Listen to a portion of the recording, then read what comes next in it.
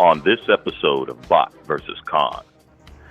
What's going on, Bot vs. Con fans? This is Bobby with a review of a new figure from Collector Crafts, and this is Autobot X, aka Autobot Spike. And if you see in the background, it is the episode where Spike had his brain or his mind transferred into a robot mess that was parts donated from several different Autobots. So with that, let's go ahead and hop into what we get here from Collector. This is Bot vs. Con. Make sure to subscribe and consider becoming a member. Now, first with the head, let's take a look here.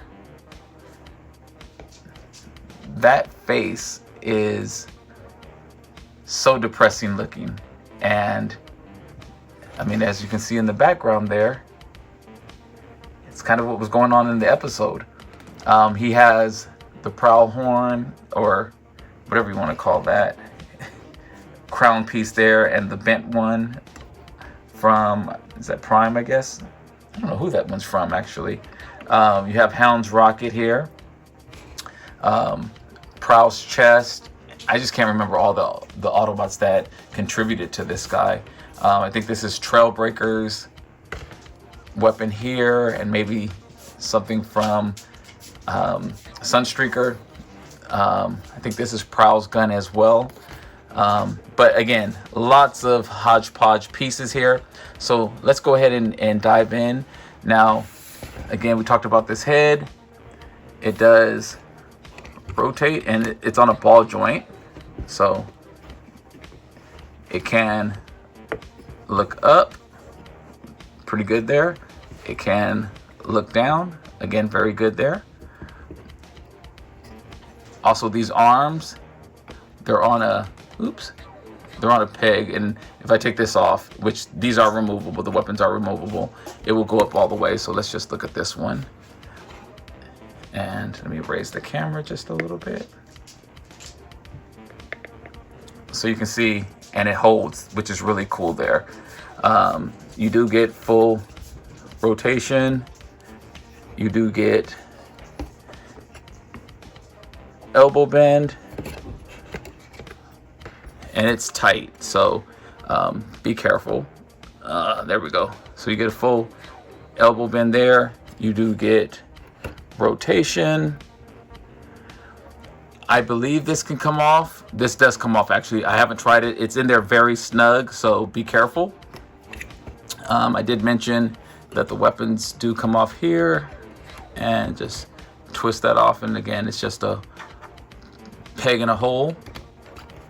And same with this one, just a peg in a hole, and they're on there really good. Going down, I just love this blue here. That's such a pretty blue.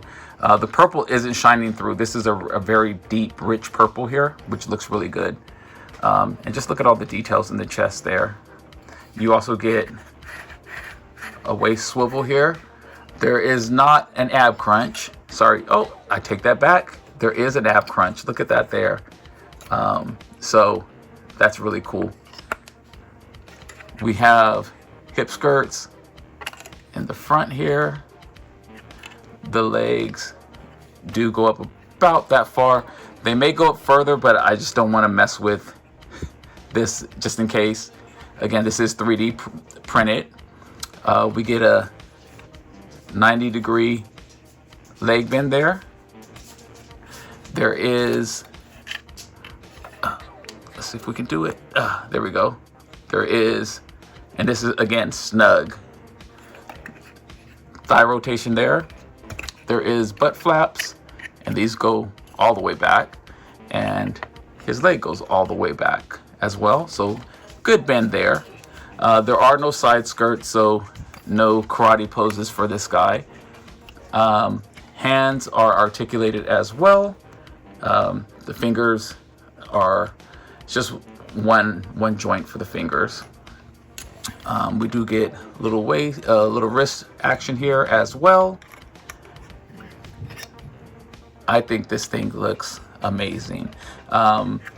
He put a lot of work into this. This is a Funbeast Studios print that he upsized, or I don't want to say upsized, but he kind of gave his own little gimmicks to get more playability and functionality of it. And just look at these colors. Again, this is more like I don't want to, it looks pastel on here and it's really not. I wish I could think of a green that this matches, but the red looks amazing here as well. Just little details. The gray looks good. I can't remember whose body part this is. We can see the wheel here, which is amazing looking. I mean, look at those, look at that rim. There is a little bit of green here. I'm gonna get a toothpick or something to get that out there. You can see some back details as well. Just lots of details in this figure. I mean, I just love what he did here. This is amazing. You can see the only thing that's missing is maybe some light up effects or something like that. You can see the wing on the back here as well. Again, here's how it slots in. So again, if anything happens, it should be easy to fix. Just slide that piece back in. And there you have it. So let's do some comparisons here. And this is the MP size. So I'm gonna slide him back some and I'll bring the camera down so we can bring in some of the other figures from this episode. Let's bring in the creator. You can see him next to Takara Wheeljack. Looks pretty good.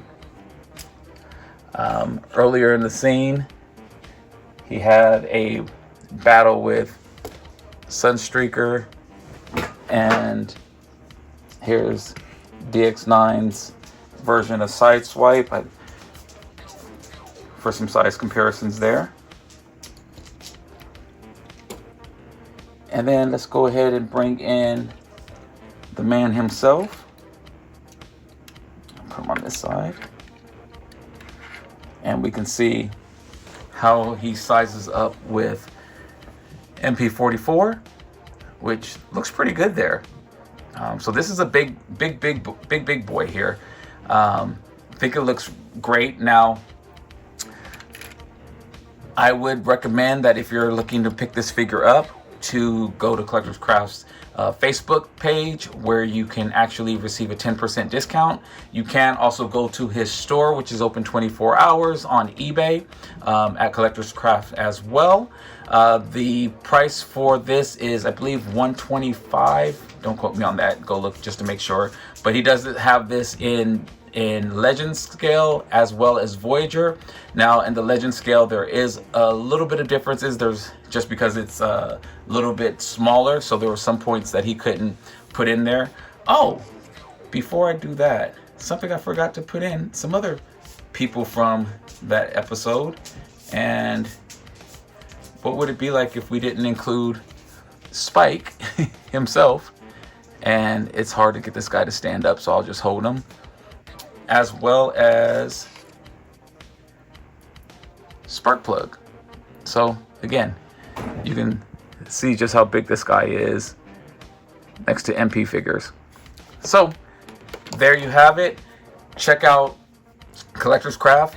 Please follow us if you haven't already. This is Bot vs. Con signing off until the next review. Till all debates are won. See you guys next time.